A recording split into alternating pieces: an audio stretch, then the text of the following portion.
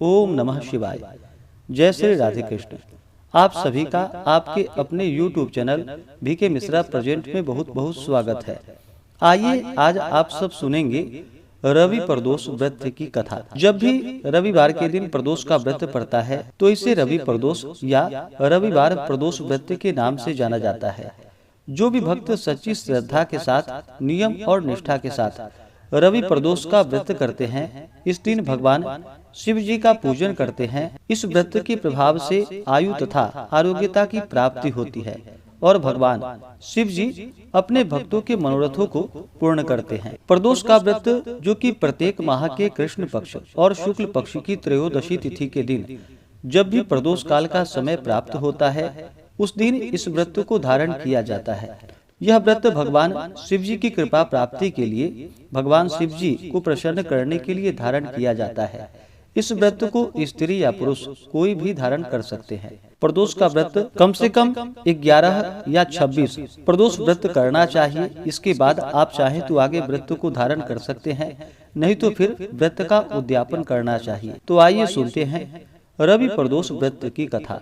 तो बोलिए प्रेम से भगवान भोलेनाथ की जय, माता पार्वती की जय। एक समय सभी प्राणियों के हितार्थ परम पवित्र भागीरथी के तट पर ऋषि समाज द्वारा विशाल गोष्ठी का आयोजन किया गया।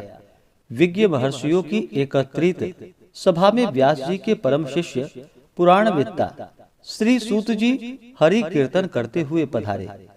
सूत जी को देखकर शौनकादि 88,000 ऋषि मुनियों ने उन्हें दंडवत प्रणाम किया। महाज्ञानी सूत जी ने भक्ति भाव से ऋषियों को हृदय से लगाया तथा आशीर्वाद दिया। विद्वान ऋषिगण और सब शिष्य आसनों पर विराजमान हो गए। मुनिगण विनीत भाव से पूछने लगे कि हे परम दयालु, कली काल में भगवान शंकर जी की भक्ति किस आराधना द्वारा उपलब्ध होगी?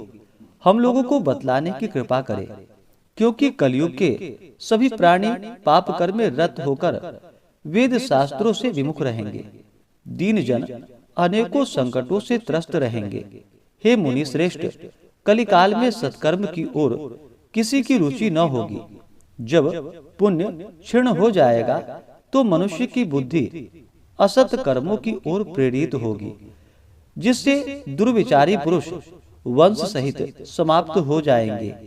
इस अखिल भूमंडल पर जो मनुष्य ज्ञानी होकर ज्ञान की शिक्षा नहीं देता, उस पर परम पिता परमेश्वर कभी प्रसन्न नहीं होते हैं। हे महामुने, ऐसा कौन सा उत्तम व्रत है जिससे मनोवांछित फल की प्राप्ति होती है? कृपा कर बतलाइए। ऐसा सुनकर दयालु हृदय श्री सूत जी कहने लगे कि हे श्रेष्ठ मुनियों तथा शौनक जी, आप धन्यवाद के पात्र हैं। आपके विचार सराहनीय हैं एवं प्रशंसनीय हैं। आप वैष्णवों में अग्रगण्य हैं, क्योंकि आपके हृदय में सदा परहित की भावना रहती है। इसलिए हे शौनकादि ऋषि मुनियों, आप सुनिए।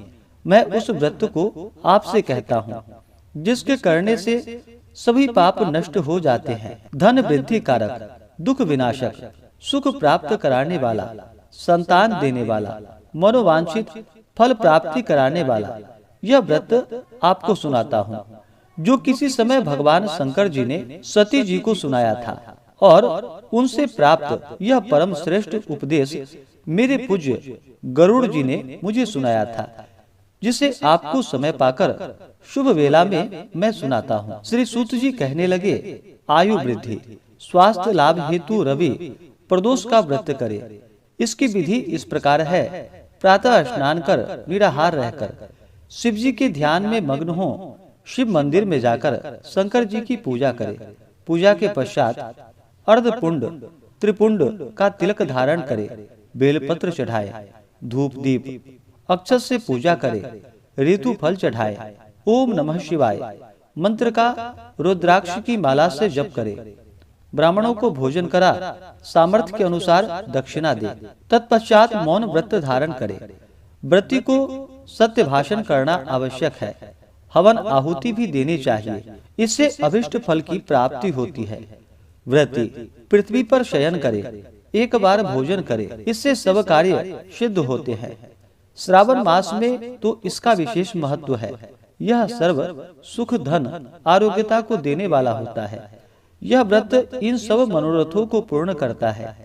हे ऋषिवरों, यह प्रदोष व्रत जो मैंने आपको बताया, किसी समय भगवान शंकर जी ने सती जी को और वेद व्यास मुनि ने मुझको सुनाया था।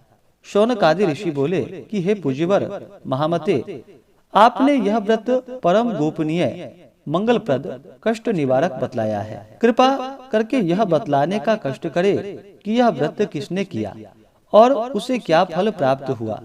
श्री सूत जी बोले कि हे विचारवान ज्ञानियों, आप शिव के परम भक्त हैं। आपकी भक्ति देखकर मैं व्रती पुरुष की कथा कहता हूँ। एक ग्राम में अति दीन ब्राह्मण निवास करता था।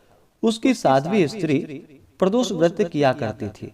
उसके घर में उसका एक ही पुत्र रत्न था। एक समय की बात है कि वह पुत्र गंगा स्नान करने के लिए गया। दुर्भाग्यवश मार्ग में उसे चोरों ने घेर लिया और वे कहने लगे कि हम तुम्हें मारेंगे, नहीं तो तुम अपने माता पिता का गुप्त धन बतला दो। बालक दीन भाव से कहने लगा कि हे बंधुओं, हम अत्यंत दुखी दीन हैं, हमारे पास धन कहाँ से आएगा। चोर फिर कहने लगे कि तेरे पास इस पोटली में तूने क्या बांध कर रखा है। बालक ने निसंकोच उत्तर दिया कि मेरी माता ने मुझे रोटी बनाकर बांध कर दी है। दूसरा चोर बोला कि भाई, यह तो अति दीन दुखी है, इसे छोड़ो। बालक इतनी बात सुनकर वहां से प्रस्थान किया और एक नगर में पहुंचा। नगर के पास एक बरगद का पेड़ था। बालक वहां बैठ गया और थककर वृक्ष की छाया में सो गया। उस नगर के सिपाही चोरों की खोज कर रहे थे कि खोज करते करते उस बालक के पास आ गए। सिपाही बालक को भी चोर समझकर राजा के समीप ले गए। राजा ने उसे कारावास में डालने की आज्ञा दे दी। उधर बालक की माता भगवान शंकर जी का प्रदोष व्रत कर रही थी। उसी रात्रि राजा को स्वप्न हुआ कि यह बालक चोर नहीं है, प्रातः इसे छोड़ दो, नहीं तो आपका वैभव, राज्य सभी शीघ्र नष्ट हो जाएगा। रात्रि समाप्त होने पर राजा ने उस बालक से सारा वृतांत पूछा। बालक ने सारा वृतांत कह सुनाया। वृतांत सुनकर राजा ने सिपाही भेजकर बालक के माता पिता को बुलवाया। राजा ने उन्हें जब भयभीत देखा तो कहा कि आप सब भय मत करो, आपका बालक निर्दोष है। हम आपकी दरिद्रता को देखकर 5 गांव दान देते हैं। शिवजी की दया से ब्राह्मण के आनंद होने लगे। इस प्रकार जो कोई इस व्रत को करता है उसे आनंद की प्राप्ति होती है और भगवान शिवजी उसके मनोरथों को पूर्ण करते हैं। तो बोलिए प्रेम से भगवान भोलेनाथ की जय, माता पार्वती की जय। इसी प्रकार से ज्ञानवर्धक जानकारियाँ प्राप्ति के लिए चैनल पे अगर आप नए हैं तो चैनल को लाल बटन दबा करके सब्सक्राइब करें, साथ में बेल आइकन घंटी को दबाएं ताकि वीडियो का नोटिफिकेशन आपको समय से मिलता रहे।